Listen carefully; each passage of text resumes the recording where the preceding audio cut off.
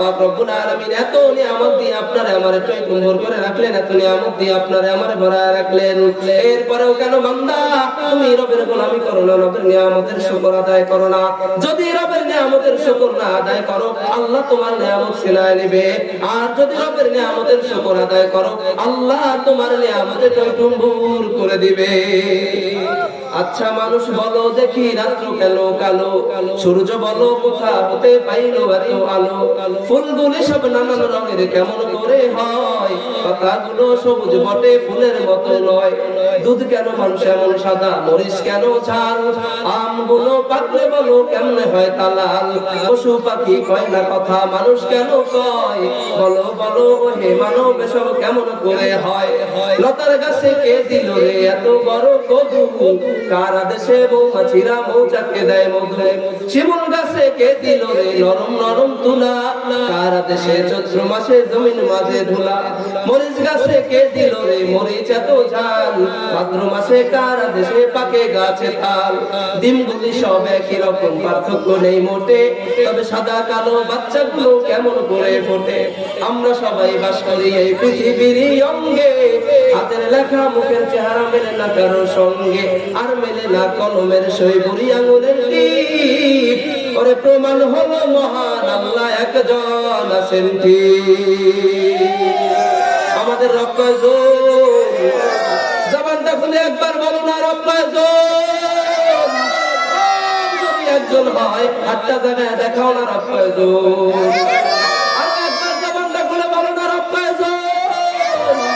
ফেরাউনের লাশটা দেখো মিশর জাদু ধরে, খায় না মাটি পোকা মাছি সবাই ঘৃণা করে।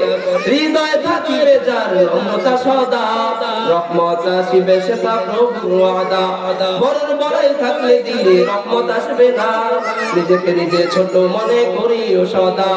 উঁচু জমিন থেকে পানি নিচু জমিনে যায়, এমনি খোদার রহমত আসে নম্রতার হৃদয়। ভোগ বিলাসের বাড়ি গাড়ি পরে রবে সব, থাকতে সময় স্মরণ করো আল্লাহ আমার রব আমাদের রবকে। আরেকটা জবান খুলে বলো না, আমাদের রবকে। যেই রব আমাদের আল্লাহ, ওই রবের নিয়ামতের শুকর আদায় করা দরকার আছে না নাই? আরেকবার জবান খুলে বলেন না, রবের নিয়ামতের শুকর আদায় করা দরকার আছে না নাই? হযরত ওসমান রাদিয়াল্লাহু তাআলা আনহু নাম শুনছেন? ওসমান নাম শুনছেন? হযরত ওসমান রাদিয়াল্লাহু তাআলা আনহু ইসলামের একজন খলিফা। ওসমান রাদিয়াল্লাহু তাআলা আনহুকে আল্লাহ পাক রব্বুল আলামিন অনেক সম্পদ দান করেছেন। যে সম্পদের প্রয়োজন ওসমান রাদিয়াল্লাহু তাআলা আনহুর হয় না, দরকার নাই।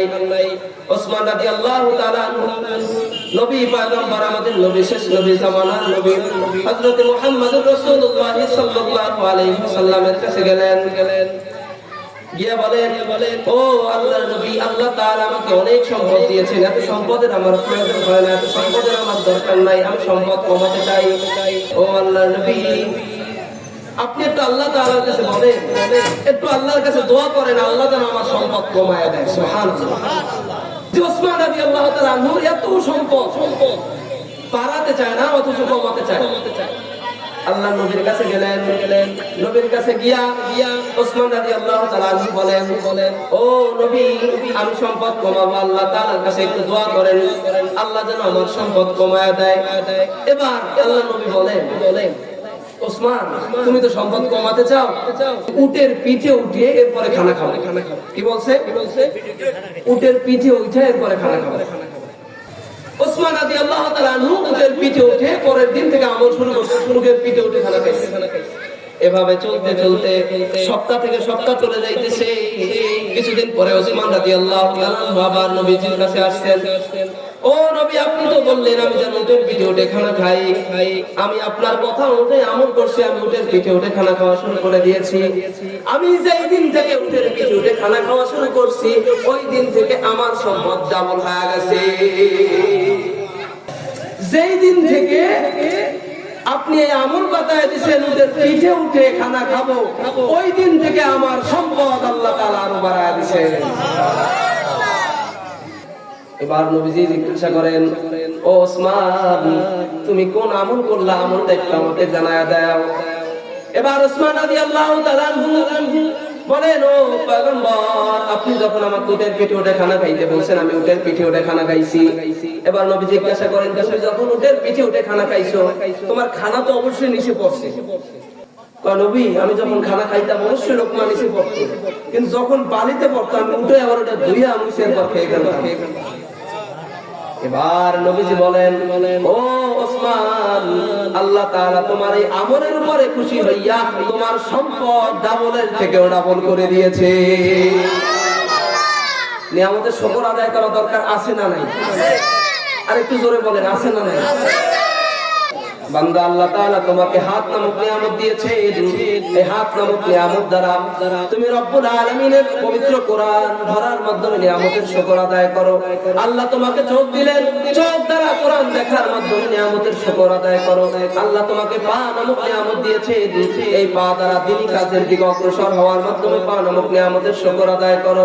ও বান্দা, আল্লাহ পাক রব্বুল আলামিন তোমাকে জবান দিয়েছেন, জবান দ্বারা আল্লাহর নিয়ামতের শুকর আদায়, আল্লাহর জিকিরের মাধ্যমে জবান নামক নিয়ামতের শুকর আদায় করো।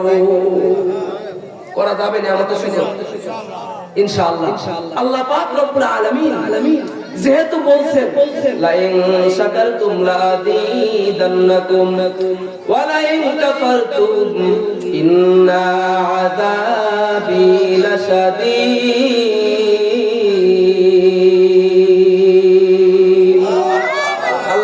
বলছেন, বান্দা তুমি যদি আমি আল্লাহর নিয়ামতের শুকর আদায় করো, আমি আল্লাহ তোমার নিয়ামত বাড়ায় দিব। অতএব আমরাও যদি রবের নিয়ামতের শুকর আদায় করি, আমরাও বলতে পারি রব আমাদের নিয়ামত আরো বাড়ায় দিবে।